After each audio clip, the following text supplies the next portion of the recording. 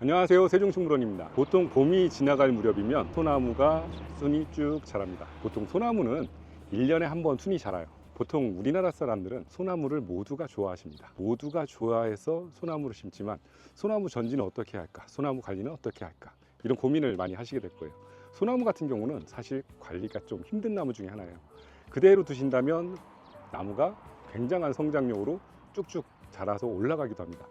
나는 정원에 자그맣게 유지하고 싶은데 나무가 커다랗게 커버리면 정말 나중에는 부담스러운 나무가 될 수밖에 없습니다. 보통 나무를 심고 소나무 같은 경우는 전문가들이 보통 전지를 합니다. 보통 겨울철에 전지를 하기도 하고요. 그런데 가정집에서 전지를 쉽게 할 수 있는 방법을 한번 알려드리려고 합니다. 보통적으로 가정집에서 내가 크게 기술이 없어도, 내가 크게 아는 게 없어도 쉽게 할 수 있는 전지가 있습니다. 5월에만 할 수 있는 전지입니다. 5월에 보통 순이 이렇게 올라옵니다. 이렇게 올라온다는 건 소나무의 가지가 되는 거예요. 가지로 변하는 이 나무들인데 보통 봄에 꽃가루가 날릴 거예요. 꽃가루가 날리는 그 시점, 그리고 나서 가지 끝에 술방울이 달리기도 합니다. 이 나무들을 전지하기 쉽게 하시기 위해서 보통 5월달이면 이렇게 순이 쭉 올라갈 거예요. 순이 올라간 상태에서 이 연한 순을 전지를 하시면 쉽게 크기를 유지를 할 수 있습니다. 지금 보시면 소나무 같은 경우는 이렇게 잎이 없는 자리를 자르면 잎이 안 나옵니다. 잎이 있는 자리에서 잘라야지만 새로운 가지가 나오는데 이전에 가지가 없는, 잎이 없는 자리를 자른다면 이 가지에서는 맹아가 없습니다. 그래서 싹이 나오질 않아요. 그래서 소나무는 밑둥치를 자르면 죽게 됩니다. 하지만 이렇게 전지하실 때는 연하게 올라온 가지들, 소나무는 잎이 있는 자리를 전지하면 다시 맹아가 나오기도 합니다. 그렇기 때문에 소나무 전지는 잎이 있는 상태에 있는 자리를 전지하시는 게 원칙입니다. 쓸모없는 가지를 없앨 경우는 바짝 해서 가지 안쪽을 자르기도 하지만 보통 나는 키를 이 상태로 계속 유지하고 싶다 하실 경우는 이렇게 새로 올라온 가지들을 자릅니다. 보통 한 1cm, 2cm 남기고 잘라주시면 키가 유지가 됩니다. 이렇게 전지를 해주시면 이 상태를 유지할 수가 있는 거예요. 새로 올라오는 순들을 잘라주신다면 나무의 모양을 그대로 유지하면서 더 많은 가지들이 위에서 만들어질 겁니다. 전지한 모습과 전지하지 않은 모습 차이가 있을 겁니다. 내가 나무를 더 키우고 싶다면 전지를 하시면 안 돼요. 이 가지들이 더 커서 나중에 또 가지들이 만들어지고 성장을 하는 거고, 제가 지금 자른 건 성장을 멈추는 겁니다. 그러면 이곳에 가지가 더 많아질 거예요.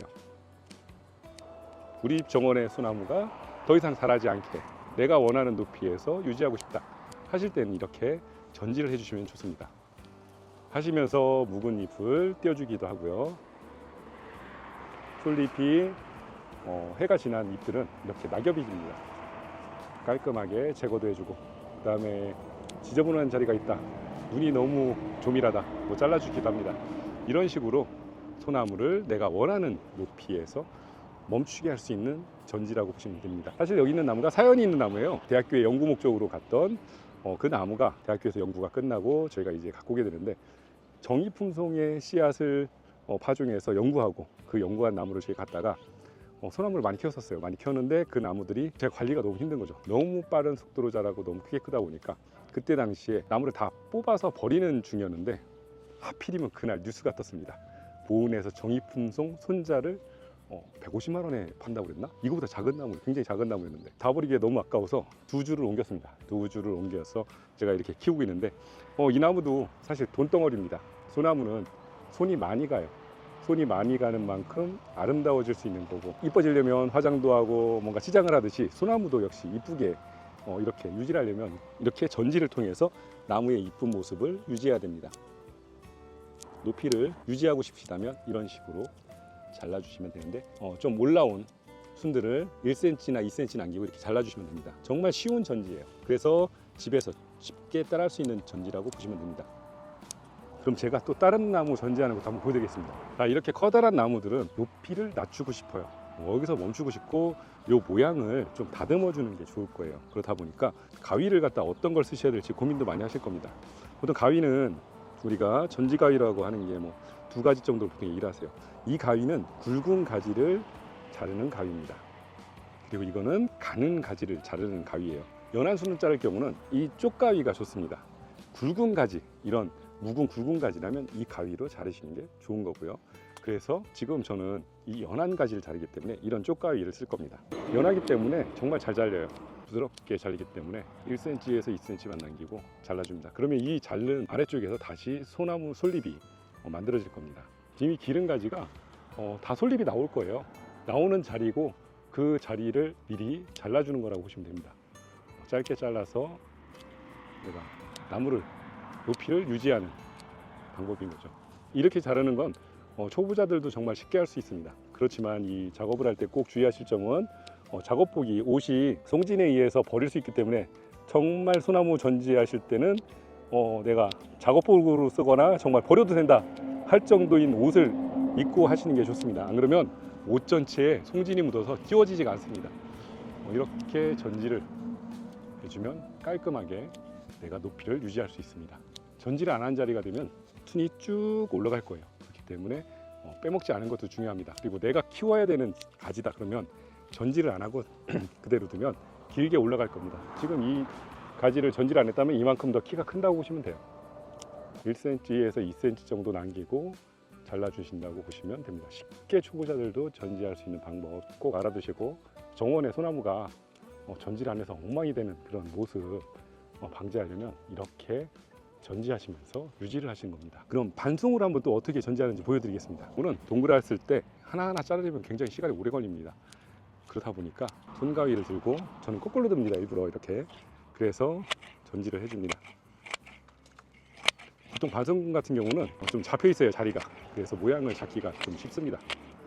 가지가 잘리는 거를 두려워하지 마세요. 가지가 잘릴 수도 있고 그 옆에서 또 새로운 가지들이 채워주기도 하니까요. 이렇게 깔끔하게 전지를 해주면 묵은 가지, 그 다음에 죽은 가지도 털어내 주시고, 이렇게 솔잎도 털어내 주고, 묵은 솔잎 털어주시고, 이렇게 동그랗게 내가 원하는 반송의 그 모양들을 만드실 수 있습니다.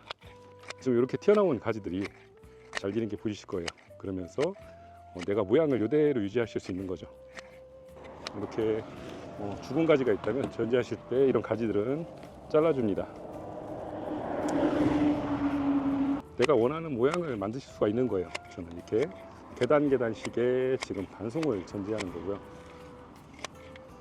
흔들어서 이렇게 털어주기도 합니다. 이렇게 털어주시는 게 좋아요. 털어주고 나면 또 삐쭉삐쭉 나온 애들, 그 가지들이 있을 수 있어요. 그때 또 한번 전지를 해주면 되고요. 그런 식으로 나무의 모양을 이렇게 잡아주신다고 보면 돼요. 그러면 더 이상 성장하지 않고 이 상태로 유지될 수 있는 모양을 갖추게 됩니다. 그럼 작은 나무들, 오래 심은 나무들은 어떤지 한번 보여드리겠습니다. 옮겨 심고 나면 뿌리가 잘리기 때문에 순이 많이 안 오릅니다. 그래서 첫 해에는 크게 전지에 신경을 안 쓰셔도 돼요. 그리고 내가 키를 더 키우겠다 하실 경우는 그대로 두셔도 됩니다.